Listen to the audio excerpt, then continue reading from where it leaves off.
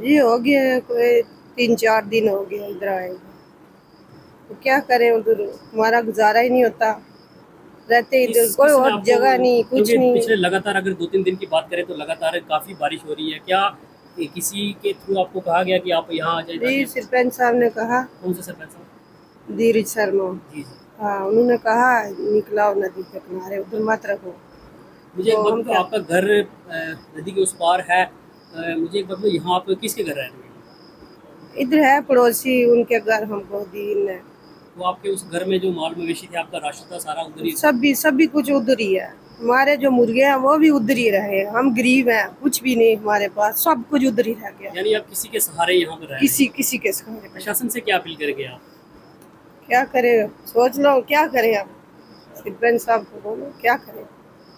यानी आपको जो आपका राशन जो है वो सारा उस घर में है, लेकिन आप सभी कुछ उधर ही रखा हमारा। मेरा नाम बिशारत अली है जी। शहर जी क्या कहेंगे आप? हम यही कहेंगे कि जो इनका मतलब मकान है वो नाले के उस पार है और दोनों तरफ से दरिया जाता है और ये बीच में है, तो इनका घर जो है वहीं पे, ये बहुत गरीब ख़ानदान से ताल्लुक़ रखते हैं। घर में बड़ा कोई कमाने वाला भी नहीं है कि इनका गुजारा जाए। ये सरपंच साहब की मेहरबानी है कि उन्होंने यहाँ पे इनको ला के इस घर में ठहराया कुछ दिन के लिए। रिक्वेस्ट करके सरपंच साहब ने इनको यहाँ पे जगह दी है एक रूम की। जो इनका राशन वगैरह वो सब कुछ पार है, माल मवेशी पार है। तो आप खुद सोच सकते हो कि अगर इनका माल मवेशी राशन वगैरह सब कुछ पार है, लेकिन ये अपना खाना पीना कहाँ से गुजारा करेंगे। सरपंच साहब ने ये बहुत बड़ा कदम उठाया कि लोगों को यहाँ पे जगह दी रहने के लिए। लेकिन अब आप खुद सोच सकते हैं, आजकल लोगों को खुद दिक्कत है तो लोग इनको खाना कहाँ से देंगे। अगर गवर्नमेंट इनके लिए कुछ ना कुछ कर सके, इनको कम से कम 7-8 दिन का राशन पानी दे सके इनके लिए, तो वो बहुत बड़ी मेहरबानी होगी। सबसे पहले मैं धन्यवाद करूंगा ऊपर वाले का कि समय रहते ही ये यहाँ पर आ गए, नहीं तो ये बड़ा हादसा हो सकता था।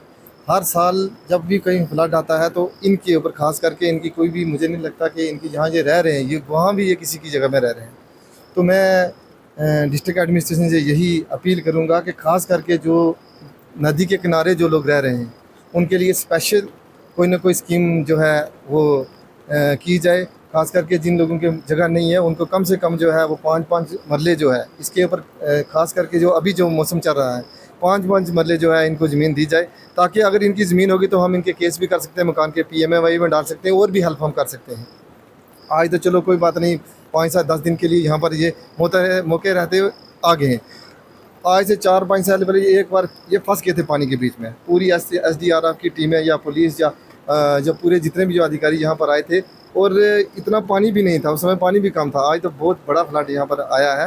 तो मैं यही अपील करूँगा डिस्ट्रिक्ट एडमिनिस्ट्रेशन से, और ख़ास करके जो हमारे इस वक्त जो हमारे CM हैं, मैं उनसे भी ये भी अपील करूँगा, LG प्रशासन से भी ये करूँगा कि आप एक स्पेशल पॉलिसी जो बनाएं। जो लोग नदी के किनारे रह रहे हैं पहले उनकी देखें, स्टेट लैंड रिकॉर्ड देखें कि क्या उनके पास और कोई ज़मीन है। अगर ज़मीन नहीं है तो मेहरबानी करके ये हादसे ना हो। जिस तरह पाकिस्तान के अंदर जो है, आपने देखा होगा पिछले दिनों में जो न्यूज़ वायरल हुई थी, उसमें जो पूरी तरह से जो पाकिस्तान की जो उस वहाँ पे एडमिनिस्ट्रेशन या गवर्नमेंट है वो फेल हो चुकी है। वो 22 लोग जो है एट ए टाइम जो है उनके वो पानी में बह गए थे। उस तरह से ये हादसे यहाँ ना हो, राजौरी के अंदर ना हो। हम राजौरी में रह रहे हैं, हम जम्मू कश्मीर की बात करेंगे, और जम्मू कश्मीर के अंदर बाकायदा जितने भी जो लोग जो नदी के किनारे रह रहे हैं, अगर उनके पास ज़मीनें नहीं है तो गवर्नमेंट को ये ना हो कि जब नदियाँ आए, तूफान आए, तो तब जो है हाई अलर्ट पे जाएं, इतना लोग खर्चा करें। उससे अच्छा है कि आप 5-5 मरले जो ज़मीन है इन लोगों को प्रोवाइड करें, ताकि हम इनको पूरी फैसिलिटी जो है वो दे सकें।